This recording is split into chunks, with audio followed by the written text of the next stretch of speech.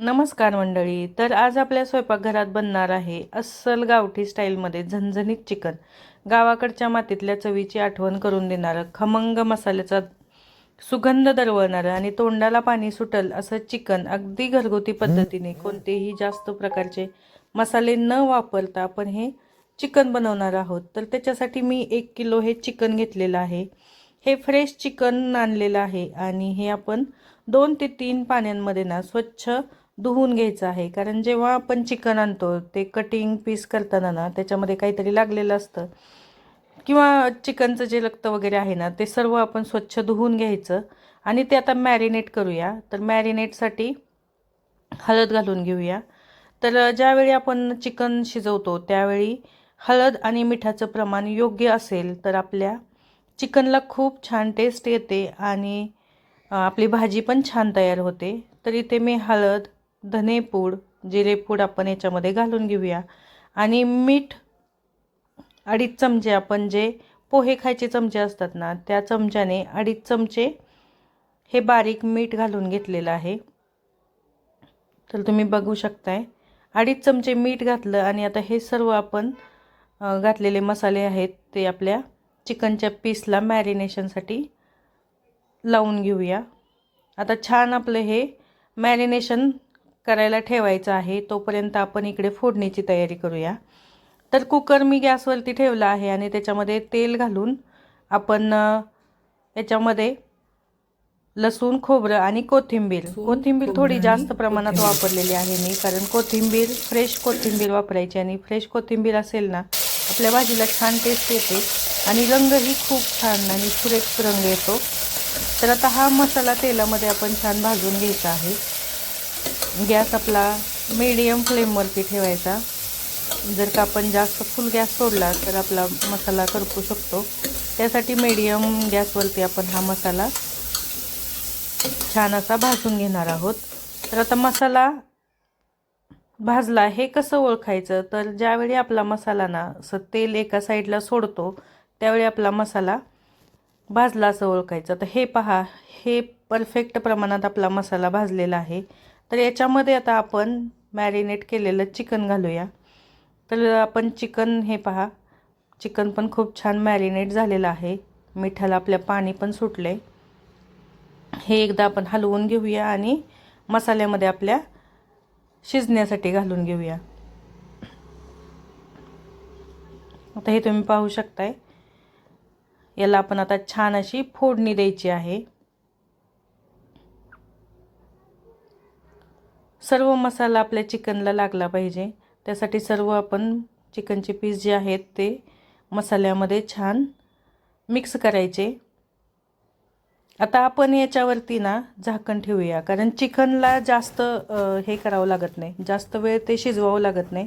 पटकन ते 2-3 शिट्ट्यामध्येच शिजतं. पण आज मी शिट्ट्या करणार नाही कुकरच्या, आपण त्याच्यावरती झाकण ठेवूनच शिजवणार आहोत आणि आपल्या चिकनला छान असं पाणी पण सुटलेलं आहे. आता रस्सा बनवण्यासाठी आपण इकडे मसाला बनवूया. त्यासाठी मी एक मोठा कांदा घेतलेला आहे आणि एक टोमॅटो. तर हे पण आपण छान भाजून घेऊया.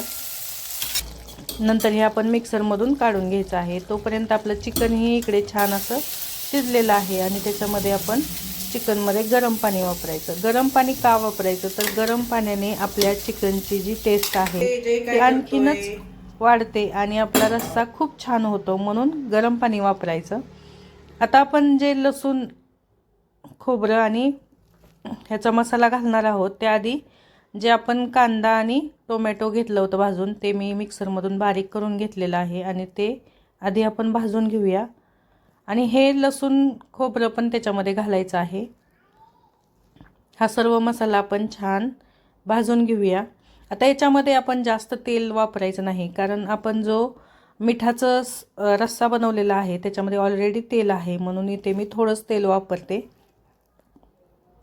जर जास्त तेलकट झाली ना भाजी तर मग ते खायला अजिबात चांगली लागत नाही. फक्त तेल तेल लागतं. त्याच्यामुळे जास्त तेल न वापरता कमी तेलामध्ये आणि कमी मसाल्यांमध्ये आपण ही भाजी बनवत आहोत. आता हा मसाला आपला छान भाजत आलेला आहे आता थोडंसं आपण कमी जास्त तेल करू शकतो, तुम्हाला जर पाहिजे असेल तर तुम्ही थोडंसं तेलही वाढवू शकता. आता याच्यामध्ये आपण धनेपूड आणि जिरेपूड ही घालून घेऊया.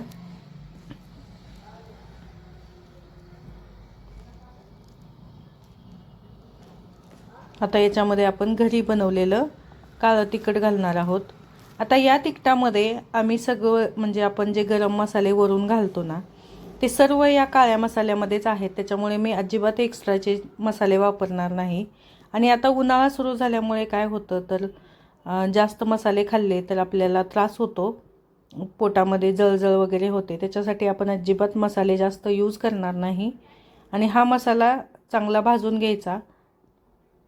हा मसाला भाजला तर आपल्या भाजीला छान टेस्ट येते, म्हणून हा मसाला छान भाजून घ्यायचा. आणि आता आपली भाजी छान होण्यासाठी, तिला दाटसरपणा येण्यासाठी आपण थोडंसं बाजरीचं पीठ थोडंसं गरम करून घेतलेलं आहे, हे थोडंसं भाजलेलं आहे ते घालून घ्यायचं. त्याच्यामुळे आपल्या भाजीला टेक्स्चर छान येतं.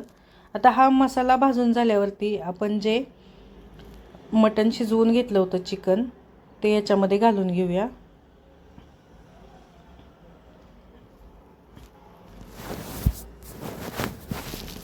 तर अशा पद्धतीने आपण चिकन आपलं थोडंसं, आता याची प्रोसेस राहिलेली आहे. अशा पद्धतीने आपण हे रस्सा जो आहे बनवलेला तो शिजून द्यायचा आहे. मीडियम गॅसवरतीच आपण पूर्ण प्रोसेस करणार आहोत.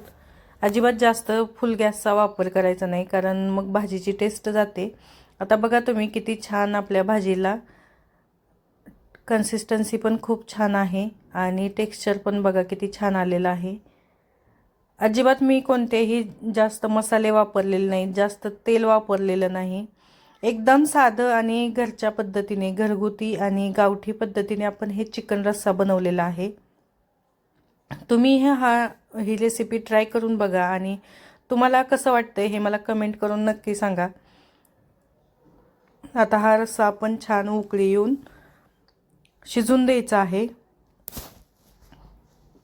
चिकन पूर्ण शिजेपर्यंत ना 15 ते 20 मिनिटं मंद आचेवरती ठेवायचं. नंतर त्याच्यावरती आपण भाजी शिजत आली की त्याच्यावरती थोडीशी कोथिंबीर पण घालून घ्यायची आहे. आणि हा बघा किती छान आपला रस्सा उकळतोय आणि एवढा छान त्याचा वास सुटलाय म्हणून सांगू तुम्हाला. खूप भारी टेस्ट येते ह्याची. तुम्ही एकदा नक्की ट्राय करून बघा.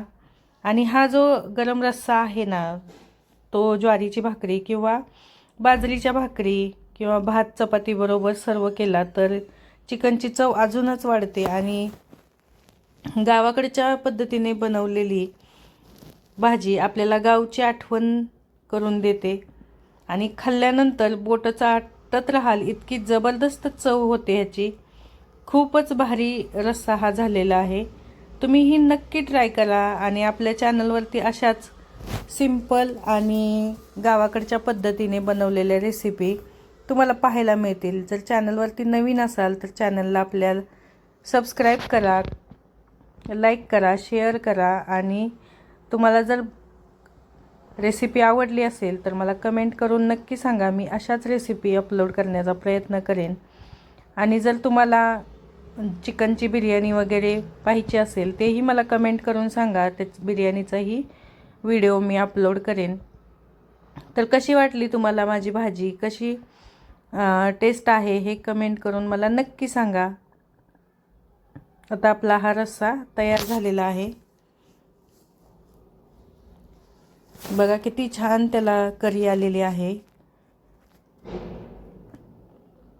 तर चला भेटूया आपण नेक्स्ट ब्लॉगमध्ये. बाय.